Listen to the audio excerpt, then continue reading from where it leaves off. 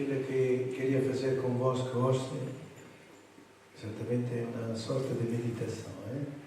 Estamos no tempo pascal, escolhi um traço do Evangelho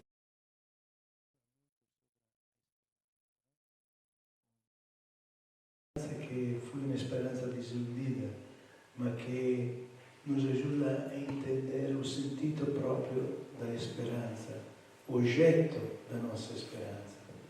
Portanto, quero convosco hoje, de tarde, dar mais uma impronta espiritual, de meditação sobre um traço do Evangelho de todos nós, penso que conhecemos. O episódio os dois discípulos de Emmaus. Vou ler-lo e depois comentar sobre a passagem que mais nos interessa, propriamente sobre a esperança que estes discípulos tinham no respeito do Senhor, que, como veremos, não era a verdadeira esperança como nós entendemos.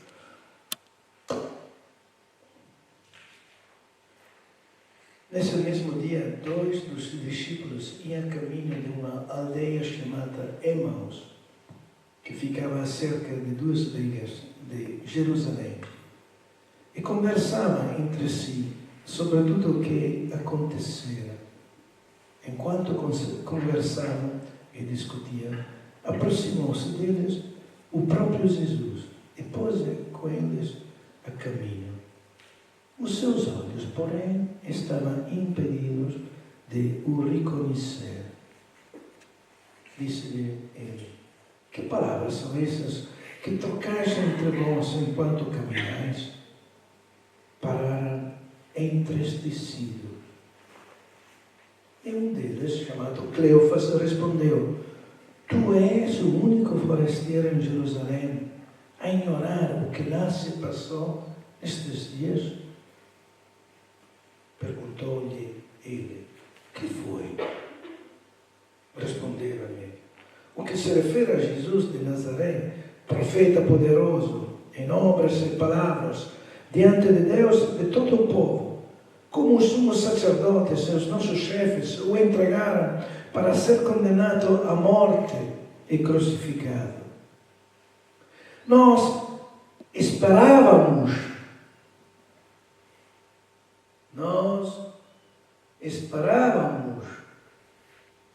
que fosse ele o que viria a redimir Israel.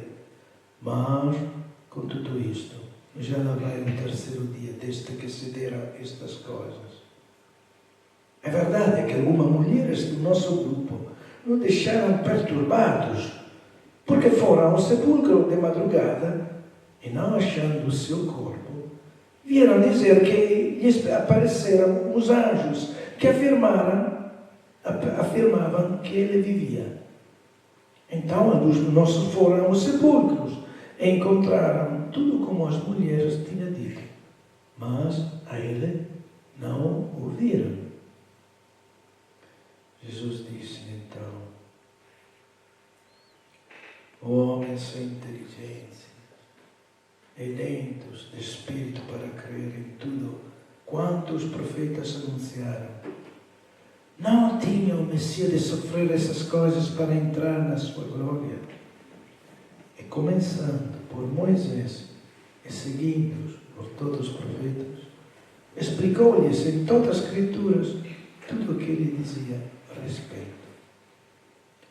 Ao chegarem perto da aldeia para onde iam, fez menção de seguir para diante. Os outros, porém, insistiam com ele, dizendo: fica conosco, pois a noite vai caindo e o dia já está no acaso. Entrou para ficar com eles. Quando se pôs à mesa, tomou o pão, pronunciou o benção e, depois de o partir, entregou. Então, os seus olhos abriram-se e reconheceram-no, mas ele desapareceu da sua presença. Disseram então um ao outro: não ardia o coração quando ele nos falava pelo caminho e nos explicava as Escrituras? levantando-se, voltaram imediatamente para Jerusalém. Encontraram reunidos os 11 e os seus companheiros, que lhe disseram: realmente o Senhor ressuscitou e apareceu a Simão. A palavra do Senhor, graças a Deus. Então, lindíssimo este episódio do Evangelho. Bem, lindo. Então, a primeira coisa que toca qual é? Estes dois discípulos desiludidos esperavam. Regressam à sua aldeia. Está a caminhar. Imaginamos esta China. E de repente se aproxima um peregrino ao seu lado. O que é que disse o Evangelho? Os seus olhos eram incapazes de reconhecê-lo. Era Jesus. Era Jesus e não consegue reconhecê-lo. E, no entanto, eram discípulos. Quantas vezes se trataram com Jesus? Quantas vezes o ouviram? Mas naquela circunstância, incapazes os olhos de reconhecê-lo. Tudo isso nos dá, é uma característica das aparições. Também quando apareceu a Madalena, o que aconteceu? A Madalena pensava que fosse um jardineiro. Quando aparecerá aos apóstolos que vão à pesca no lago de Tiberíades, parece um homem qualquer. Isso é uma característica importante de entender sobre o Jesus ressuscitado. Se apresenta sempre de uma maneira escolhida, diferente. O Senhor dirá sempre mais que se identificará com os outros. Se identificará depois na Eucaristia. Mas aquilo que é importante sublinhar neste Evangelho, aquela expressão, os seus olhos eram incapazes de reconhecê-lo. E depois, se fizeste bem atenção, ao final do Evangelho, o que é que disse? Os seus olhos se abriram e conseguiram reconhecê-lo. Cioè, consegue entender que aquela pessoa, aquele peregrino, era o mesmo Jesus. Os seus olhos foram capazes, uma vista particular, uma vista que nós diremos a luz da fé, uma vista que vai além, uma capacidade de ver além das aparências, uma realidade nova. Será sempre assim. Jesus é presente, mas muitas vezes são os nossos olhos que são incapazes de vê-los. É engraçado também o caminho que estes discípulos fizeram para que os seus olhos conseguissem abrir-se e ver o caminho da fé. Não sei se fizeste atenção quando os dois discípulos disseram: não ardia o nosso coração quando eles falavam das Escrituras. É o coração que ao fim vê e reconhece a presença de Jesus que está, mas que muitas vezes os nossos olhos são incapazes de reconhecer. Mas a coisa sobre a qual eu quero parar para refletir é esta expressão que os dois discípulos referem a Jesus. Primeiro de tudo, engraçado, é lindíssima esta cena. Jesus se aproxima de que está a discutir. De quello que tu sou forestiero que não sabe o que aconteceu em Jerusalém nestes dias. O quê? Jesus finge de não saber nada. O quê? E se faz contar o que aconteceu em Jerusalém. E depois, o que é que dizem estes dois? Nós esperávamos que fosse Ele a libertar o povo, a instaurar um novo reino. Nós esperávamos, a expressão mais correta que vou repetir. Nós esperávamos que Ele fosse Ele, o que viria a redimir Israel. Essa esperança que o discípulo colocava sobre o Senhor.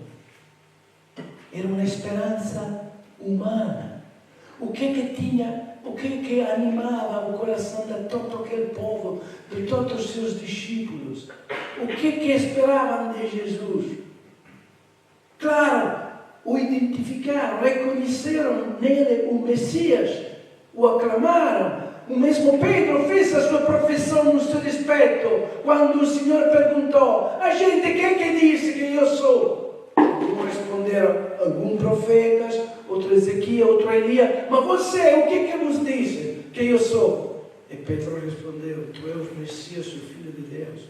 O Messias, aquele que devia vir.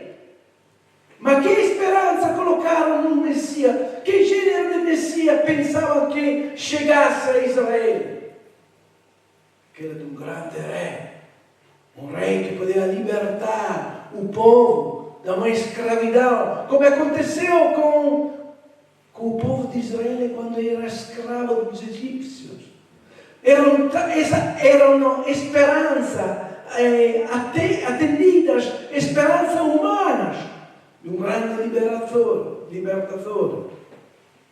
Lembrai-vos também quando o Senhor conseguiu fazer aquele milagre dos pães, né? Quando aconteceu aquela multiplicação dos pães, né? Eram 3 dias que a gente ia atrás de Jesus, né? E ia atrás dele, não só pelos milagres que ele cumpria, mas sobretudo para ouvir a sua palavra, né?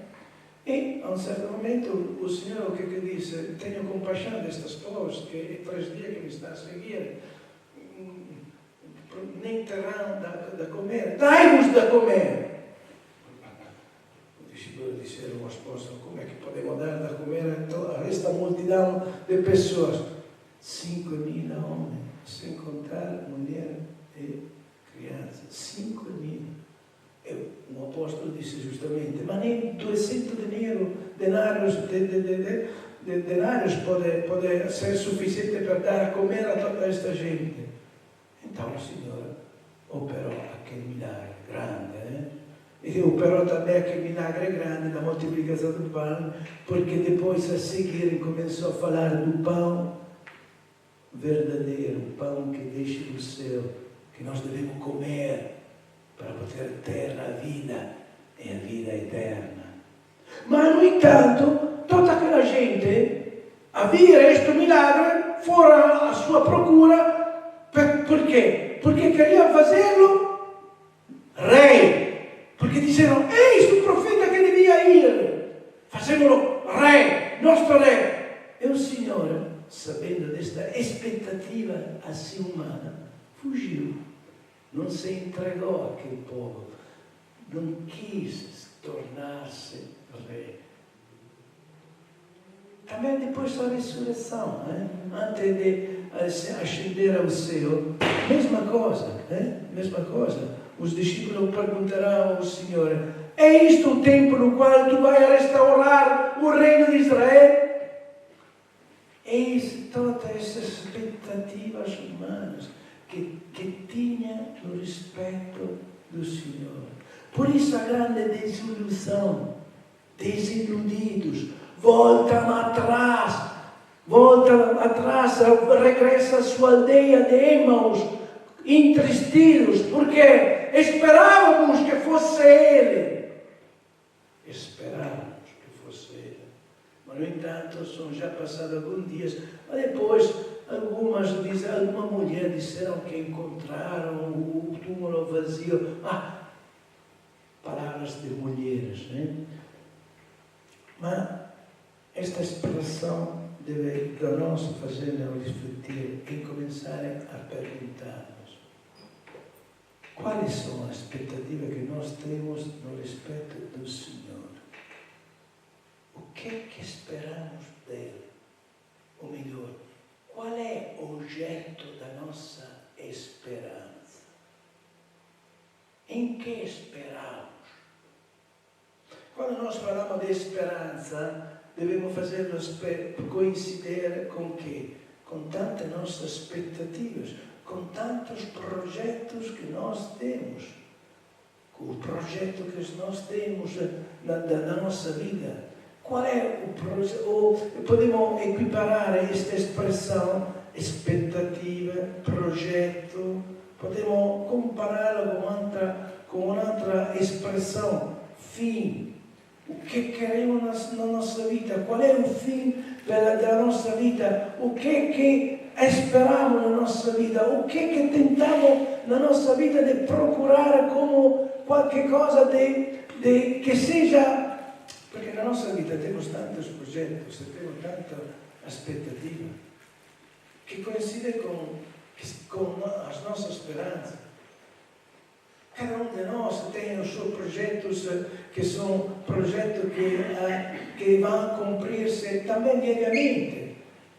Mas aqui devemos perguntar-nos, fazer uma pergunta. Na nossa vida há um projeto, há um fim que engloba tudo, que resume tudo, que é um motor pelo qual nos puxa, que torna-se o sentido verdadeiro da nossa vida. Qual é o sentido verdadeiro da nossa vida? Para que nós vivamos? Há tantos fins próximos, intermédios, porque constitui o nosso dia a dia. Cada um de nós, se faz qualquer coisa porque é movido por um projeto, por um fim que quer realizar, a fim intermédios, a fim próximo, imediato, mas na nossa vida há um fim que engloba tudo, que dá um sentido à nossa vida. Para que vivamos? Qual é o fim da nossa vida? Qual é o sentido da nossa vida? Porque ligado ao sentido da nossa vida, ao fim da nossa vida, ligado a isso, está a nossa esperança. Em que esperamos? Claro, como eu repito, há situação concreta, atual, imediata. Estudo porque devo conseguir um diploma. Depois do diploma consigo um trabalho. Depois de um trabalho posso conseguir constituir uma família, casar-me. Mas depois há qualquer fim que resume tudo, engloba tudo. Porque depende deste fim. O nosso caminho correto é a nossa esperança. Qual é o objeto da nossa esperança? Para entender o objeto da nossa esperança, devemos entender muito bem qual é o fim da nossa vida. Simplesmente, cada um de nós se terá perguntado muitas vezes: por que o Senhor me criou? Por que me deu a vida? O que estou a fazer aqui nesta terra? Para quê? Há um fim solo que se coincide nas expectativas humanas, como aquela de conseguir um diploma, encontrar um trabalho, constituir uma família. Tudo aqui são a minha esperança. Ponho tudo aqui, tudo o sentido da minha vida. E se alguma destas expectativas falha, o que é que acontece?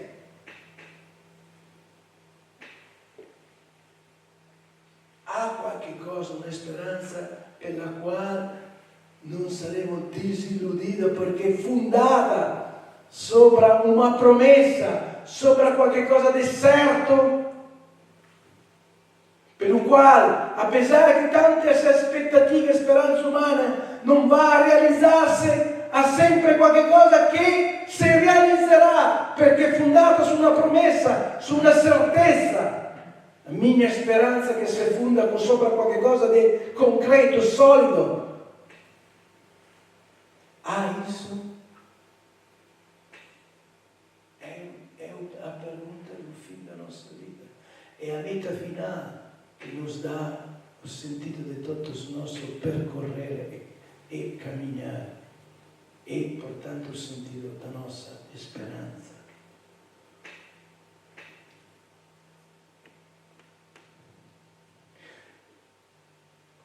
Quando éramos mais novos, o catequismo se ensinava de uma maneira um pouquinho diferente. Aveva ou mesmo alguma oração que nos ensinava. Havia alguma oração que era o ato de fé, de esperança e de caridade. Quando nós rezávamos o ato de esperança, o que rezávamos? Bom,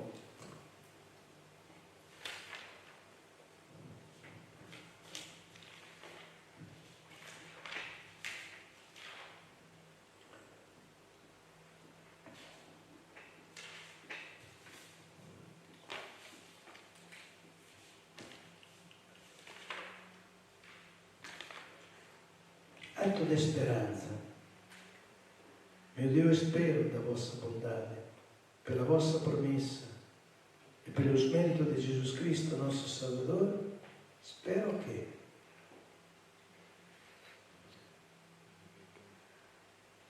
per esperare, come dissi, dobbiamo entender qual è il fine della nostra vita.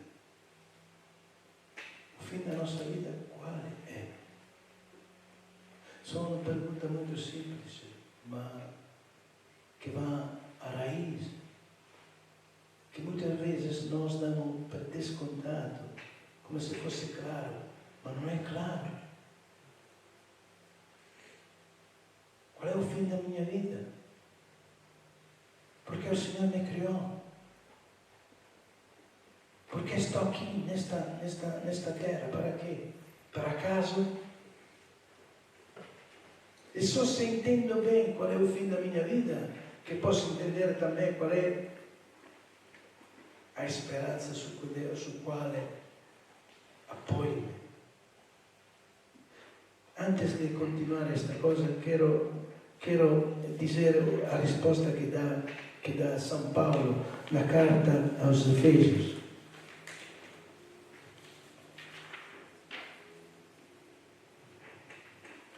Foi assim que Ele nos escolheu em Cristo, antes da fundação do mundo, para sermos santos e irrepreensíveis na sua esperança no amor. Predestinou-nos para sermos adoptados como seu Filho, por meio de Jesus Cristo, de acordo com o beneplácito da sua vontade, para que seja prestado louvor à glória da sua graça, que gratuitamente derramou sobre nós no seu Filho bem-amado. Entendeste essa palavra? Fomos escolhidos em Jesus Cristo antes da fundação do mundo, para sermos santos e irrepreensíveis na sua presença no amor, predestinados a ser seu filho adotivos. Há projeto que desta eternidade no qual nós somos envolvidos. A criação de Jesus, de Deus, no nosso respeito, não foi assim. Tem projeto mirável sobre cada de nós. E per esse projeto que nós estamos aqui, vivemos. Há projeto, uma finalidade. Como Deus, quando criou todas as outras coisas, deu uma finalidade a tudo aquilo que criou. E o projeto que tem sobre cada de nós é porque fôssemos santos, irrepreensíveis em frente a Deus. Porque nós pudéssemos tornar-nos como aquela imagem e semelhança com a qual nos criou. O que diz a Sacra Escritura a respeito do homem? Criou a imagem e semelhança de Deus. Nós somos uma criatura particular no respeito do qual Deus tem projeto admirável. Nos criou a imagem e semelhança de Deus. E quem é esta imagem e semelhança? Quem é? O mesmo São Paulo, na carta aos Colossenses, disse, referindo-se a Jesus, Ele é a imagem de Deus invisível. Portanto, quando nosso Deus nos criou, quis realizar, criar, ao lado de seu Filho primogênito e predileto, uma multidão de irmãos que se assemelhasse com eles, destinado a quê? Destinado à vida eterna. E per realizzare questo progetto, che per noi parece una cosa impossibile, perché com'è che conseguimos a realizzare questo progetto? Com'è che conseguimos a tornarnos aquilo que somos? Como é que é possível para nós tornarmos a imagem e semelhança de Deus? Como é possível nós tornarmos como Jesus? Para nós parece uma coisa que é sobre as nossas capacidades. É por isso que o Senhor se encarnou e se fez homem. O Senhor se encarnou e se fez homem para dar a nossa possibilidade de realizar este projeto que Deus tem em cada um de nós. É sobre isso que se apoia depois a nossa esperança. Porque a nossa esperança é o que é que nós pedimos ao Senhor. Meu Deus, espero da vossa bondade, pela vossa promessa, pelos méritos de Jesus Cristo, nosso Salvador, espero que a realização deste projeto, uma realização pela qual tu me criaste assim, imagem e semelhança tua. O meu projeto é tornar-me como a ti, Jesus. Mas eu experimento que cosa? A incapacidade, impossibilidade. Cada um de nós experimenta aquilo que São Paulo dizia na carta aos Romanos. O que escrevia São Paulo? Vejo o bem, mas não consigo fazê-lo. Sinto dentro de mim uma lei que é contrária àquilo que eu queria fazer. Não consigo fazer aquilo que queria fazer e faço o contrário. Queria fazer o bem, mas me encontro novamente a fazer o mal. Quando uma pessoa vê uma coisa que deveria fazer e não consegue fazê-la, esta pessoa é uma ou é um? Quando eu vejo aquilo que deveria fazer, tento de fazê-lo, mas não consigo fazê-lo porque uma força maior me impede de fazê-lo, eu me torno como um escravo.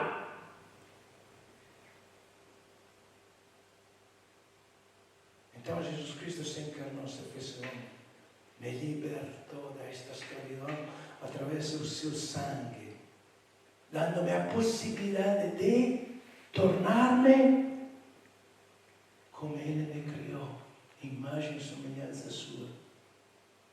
Aquilo que humanamente torna-se como impossível, tornou-se possível através da encarnação e paixão e morte de Jesus Cristo. O meu fim é tornar-me como Ele, santo.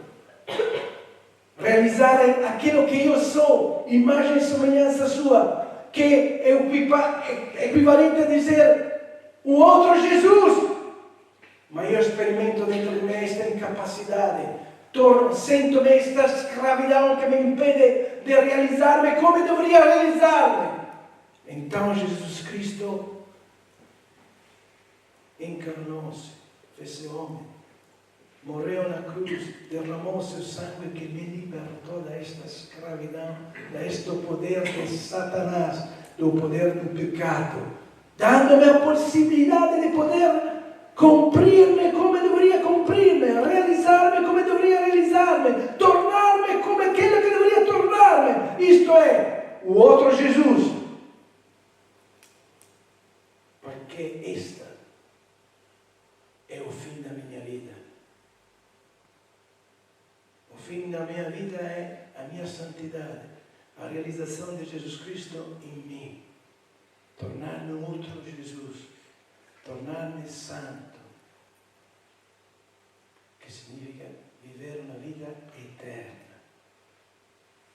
Portanto, o objeto da minha esperança qual é?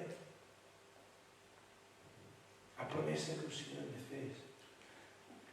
O Senhor não desiludia ninguém, nenhum de nós. O Senhor não enganou nenhum de nós. Quando o Senhor quis o que é que nos prometeu se nós tivéssemos seguido? Qual é a promessa que o Senhor fez a cada um de nós?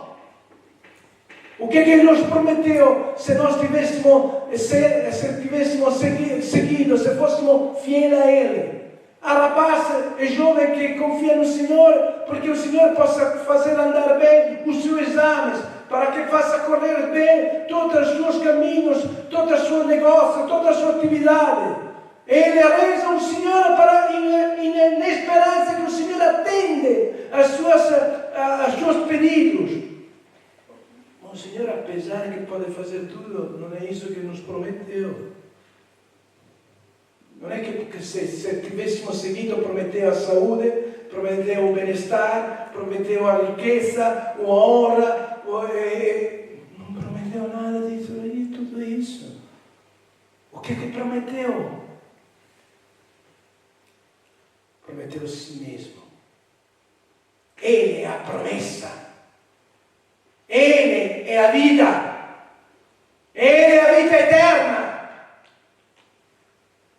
Quem me segue terá a vida. Vou preparar um lugar. Eis a promessa de Jesus Cristo. A vida eterna. Esta vida eterna que começa na medida no qual nós possuímos Jesus Cristo. Porque Jesus Cristo é a vida. E na medida que nós possuímos, já começa aqui a vida eterna. Em uma relação na fé com Deus, e que tornar-se-á uma relação face a face com Deus quando saremos na vida eterna. Por isso, que o objeto da nossa esperança, qual é? Meu Deus, espero da vossa bondade, pela vossa promessa, e pelo mérito de Jesus Cristo, nosso Salvador, a vida eterna. A vida eterna. E as graças necessárias para merecê-la com as boas obras que eu devo e quero fazer.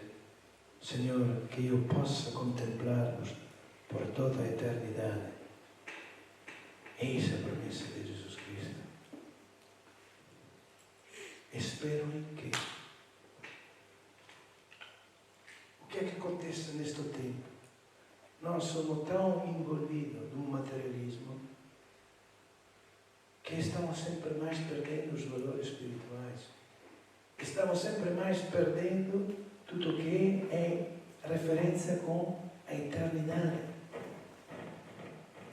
Não? A gente quer cumprir aqui, a gente procura o bem-estar imediato aqui, o prazer imediato aqui. Nós perdemos sempre mais esta noção de vida eterna, como se o paraíso fosse aqui nesta terra, também seguindo Jesus Cristo, mas o paraíso não está nesta terra. Engraçado como a Nossa Senhora, quando apareceu a Santa Bernadette, lhe disse: não te farei feliz nesta terra, mas na eternidade sim. Não é aqui o paraíso, não é aqui. Aqui é um caminho para chegar ao paraíso, seguindo o Senhor. E se queremos encontrar uma forma, um espaço de paraíso, é na medida no qual este paraíso vive dentro de nós, isto é, Jesus Cristo. Mas é um fato que a cultura de hoje é talmente hedonista, materialista, que nos faz perder esta referência com a eternidade. Não sei se algum de vós já fez este exemplo de aparição da Nossa Senhora a Lúcia, né?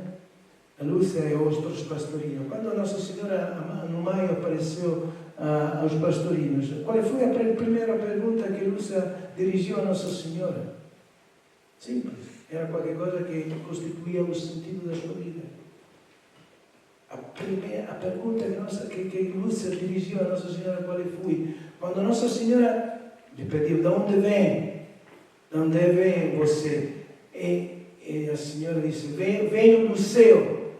E Lúcia, o que lhe perguntou? É engraçado, eu refleti muito sobre esta pergunta. Por quê?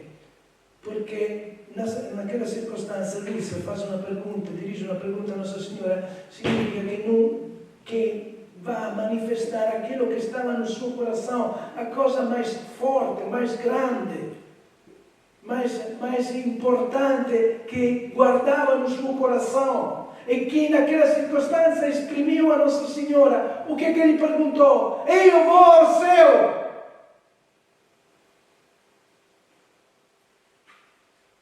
Pergunta: é esta o objeto da nossa esperança? Aquela esperança que engloba engloba todas as outras expectativas e esperanças que nós temos e que constituem o nosso dia a dia. Porque nós vivemos de esperança, expectativas humanas, mas há uma que resume todos e engloba todos, que é o motor da nossa vida, o sentido da nossa vida, aquilo que nos ajuda também em tantos momentos de dificuldade, de desespero, a andar em frente, a ultrapassar os obstáculos. Há o desejo do paraíso em nós, há o desejo da vida eterna. Este desejo é o desejo que está acima de todos os desejos. A cultura hoje é difícil entender isso. Para nós era normal fazer esta pergunta. Por que era normal? Porque era o respiro daquela altura. Naquela altura o povo era impregnado de um espírito religioso forte, por cui era claro que a gente vivia para a vida eterna. Era claro que a vida de hoje era uma prova para merecer a vida eterna. Ed era claro que a vida eterna era oggetto da sua speranza. Per le tue promesse, Gesù, una speranza che è certa, che come diceva San Paolo non disillude, perché è fondata su che? Su un atto di fede forte. Che significa fondato su un atto di fede forte? Che accredito, Signore, a quello che tu prometteste e spero sopra isso. Spero che la tua promessa si realizzi e essa è oggetto della mia speranza, che ingloba tutta l'altra speranza che costituisce nostra vita diaria, ma che sta acima, che non falha, non cai, è un pilare.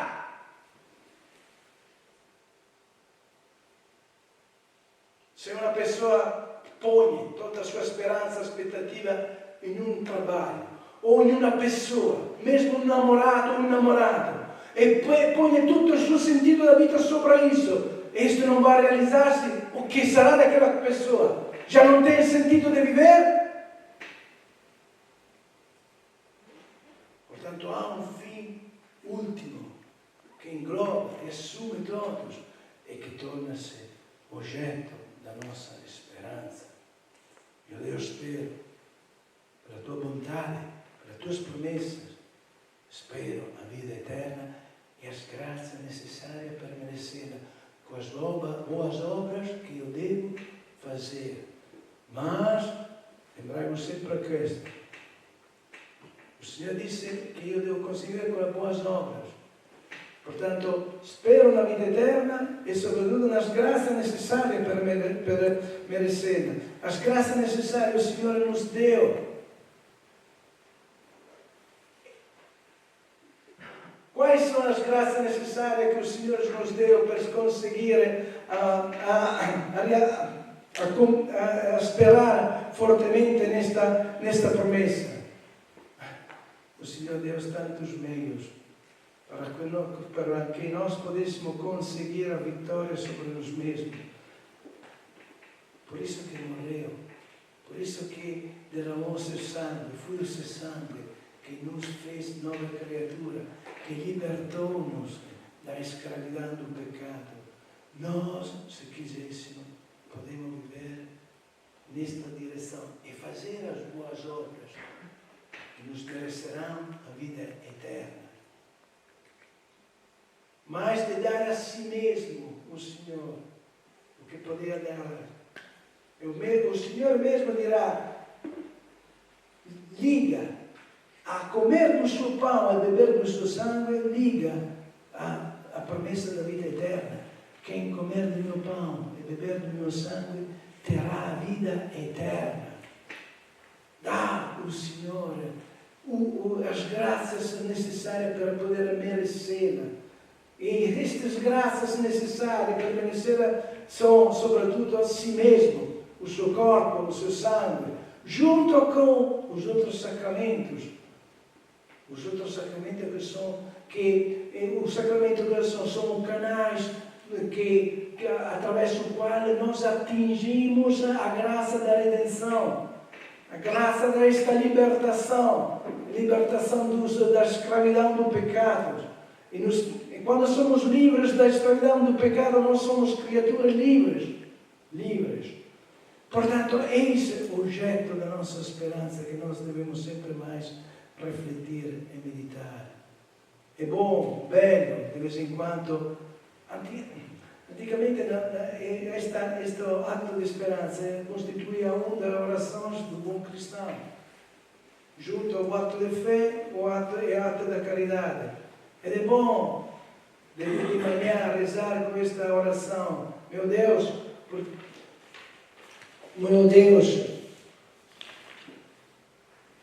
espero da vossa bondade, pela vossa promessa e pelos méritos de Jesus Cristo, nosso Salvador, a vida eterna e as graças necessárias para merecer com as boas obras que eu devo e quero fazer, Senhor, que eu possa contemplar-vos por toda a eternidade.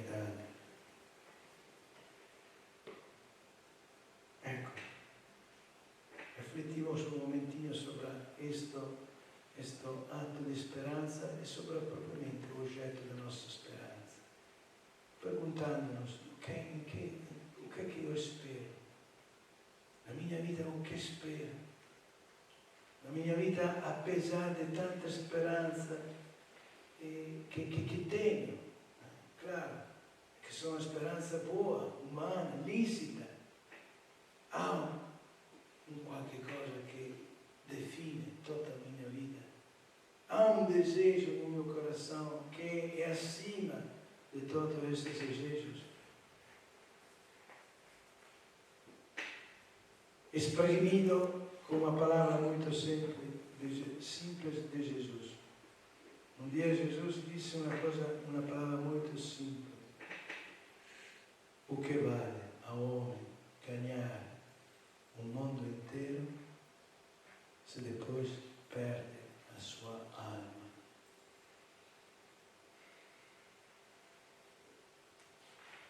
Qual é o assunto maior da nossa vida? Para que vivemos e lutamos? Para salvar a nossa alma.